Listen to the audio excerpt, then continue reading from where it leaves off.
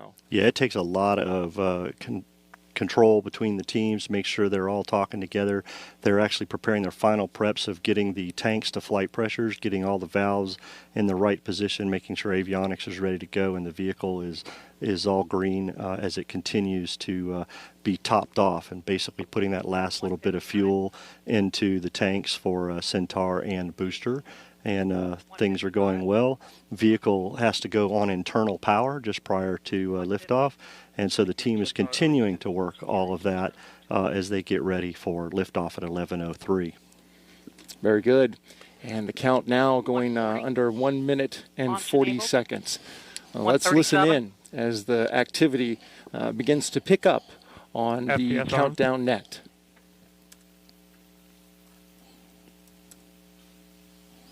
We just heard that FTS was armed, Flight Termination System, which our friends at the United Space Force will follow the launch from this evening. FTS count started. 115. 110. Vent valves locked. Locking the vent valves will bring the booster tank and tanks 1 up to flight pressure, getting everything ready for launch this evening. We just heard from the range officer that the range is green and ready to move forward. The range is green. That is a big step moving forward. Everything's clear. Basically mean there is no nothing to impede launch, nothing out there in the water, nothing out there in the air.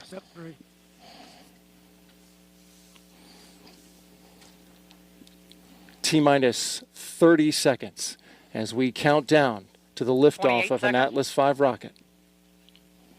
25. Status check. Go Atlas. Go boost Centaur. Go solar orbiter. There you heard the final status check for booster Centaur and the spacecraft. Everything is go. And so here we go. T-minus 10 seconds. 9, 8, 7, 6, 5, 4, 3, 2, 1, 0. And liftoff of our solar orbiter and international collaboration to give us new images and a better understanding of our life-giving star.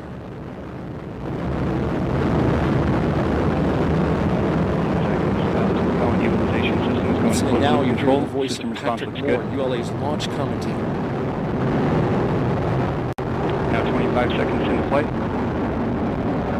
Chamber pressure on the SRB looks good. Engine operating parameters on the RD-180 also look good. Good report so far. Atlas V beginning to pitch over. 35 seconds in, vehicle is completing the pitch over maneuver. Now 41 seconds into flight. 45 seconds into flight, everything is looking good.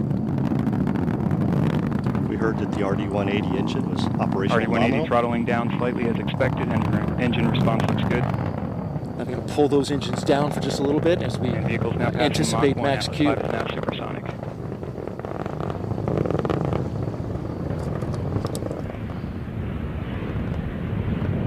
Vehicle's now passing through max Q, maximum dynamic pressure. At maximum dynamic pressure is the period of maximum mechanical stress on the rocket because it's reached its highest velocity and resistance created by the Earth's atmosphere. Back up to full thrust as expected. Made it through and they're throttling back up. And standing by for SRB burnout.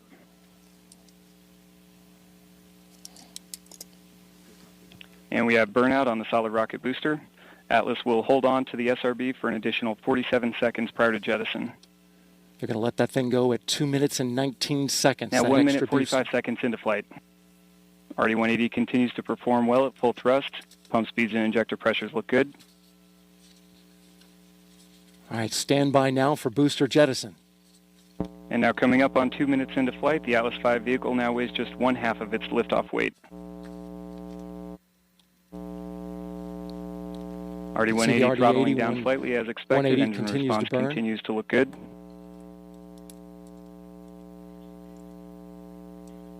And standing by for SRB jettison shortly. Now look to your screen. And we have good indication of jettison of the solid rocket booster. Atlas V has gone to Q alpha limited closed loop steering. Vehicle body rates look good. Now, the next major milestone is Now booster 2 minutes, engine 35 cutoff seconds into flight. at 3 minutes and 25 seconds.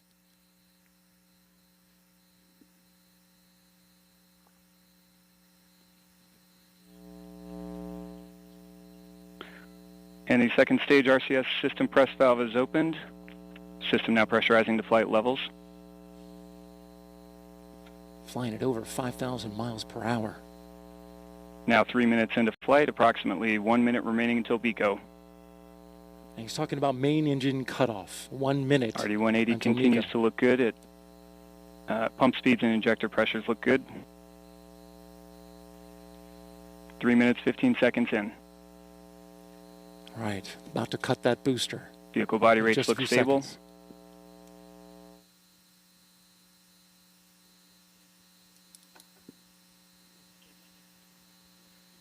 Now 3 minutes, 30 seconds in.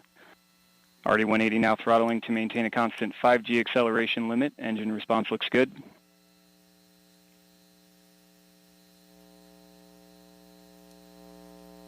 And we've begun boost phase chill down.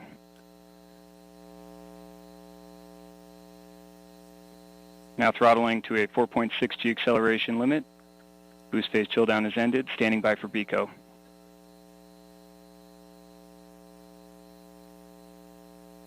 And we have Just a few BECO seconds, booster we'll engine get that cutoff, standing by for stage Atlas step. Centaur separation. And we have good indication of Atlas Centaur separation. We have pre-start on the RL-10, standing by for ignition.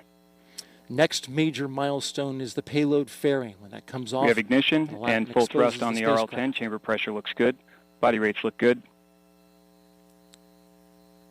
That payload And fairing we have good jettison indication of payload fairing coming jettison. right now. This first burn of today's mission will last approximately 8 minutes.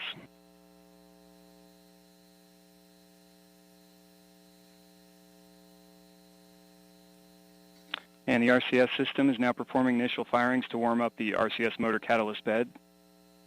System response looks good.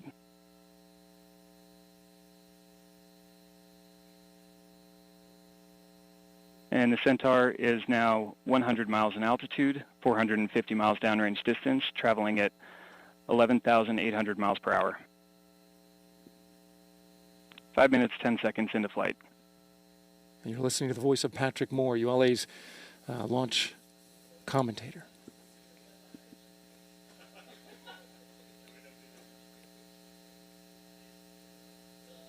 Centaur propellant utilization system has gone to closed loop control.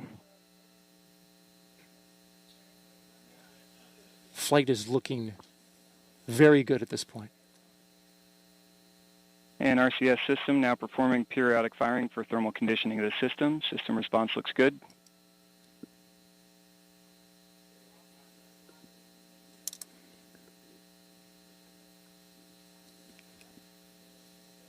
And initial review of booster performance shows the booster performed close to pre-flight predictions.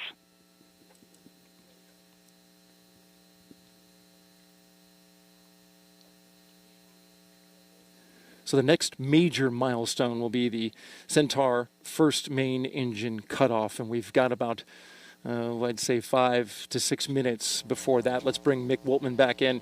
What did you think about the liftoff and the flight and separation? Looked pretty good from here. Yeah, as we were listening to Patrick there, it was Centaur good to hear has all the mark performed a events. roll optimized telemetry link. Hear all the mark events that were hit, and it seems like first stage performed very nominal, and RD-180 performed very well to get the first stage and Centaur on its way. So things are looking really well on this flight. That Centaur performing a thrust of about 22,000 pounds and flying in what, Mick, has been described to me as a very exact entry into orbit. It's not going all the way around the Earth, but it does have to have a certain amount of precision because it's a partial orbit around Earth. Yeah, this first burn will get Centaur and Solar Orbiter into a semicircular orbit as we come around the Earth, and then we will get ready for our main engine start number 2, and that will get us onto our transfer trajectory orbit, so our transfer trajectory to head off toward the sun. So yeah, Centaur has to perform very well on this first burn to get into that semicircular park orbit. And it's a lot of power that's needed in order to get this thing going because She's going off into the deeper part of space, headed to the sun. Continue to see good control on the propellant utilization system. We're getting a report of good performance so far, and that's excellent news. And we are seeing RCS line temperature. The team here, Mick, talk about the reaction at this point for the launch team. We heard a little bit of a celebration behind us. Yeah, the team doesn't really get too excited here, but it is a mark event of first stage separation is important. Getting main engine start is very important too, as you said, getting Centaur on its way. The Aerojet Rocketdyne RL-10 performing very well right now in this first burn. But the team is starting to look at their data, continuing to follow the Centaur in flight on real-time data. The booster team is looking at their data after.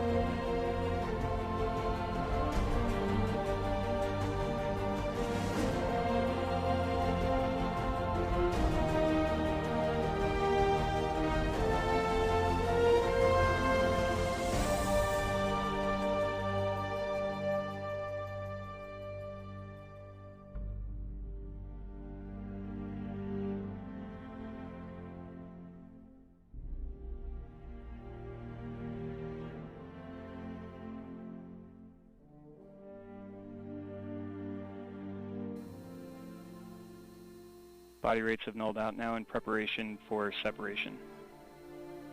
Standing by for spacecraft SEP in approximately 7 seconds.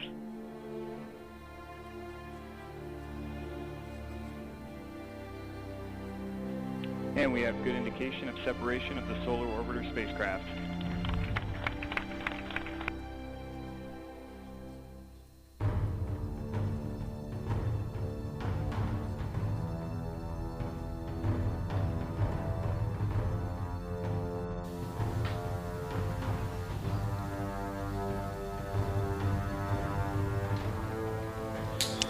That's the signal appear in the graph.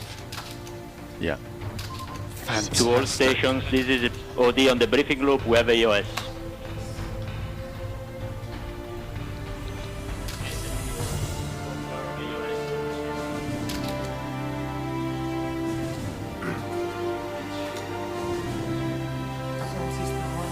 I can confirm we received the signal from the spacecraft. We'll process now and assess the status. It's great news.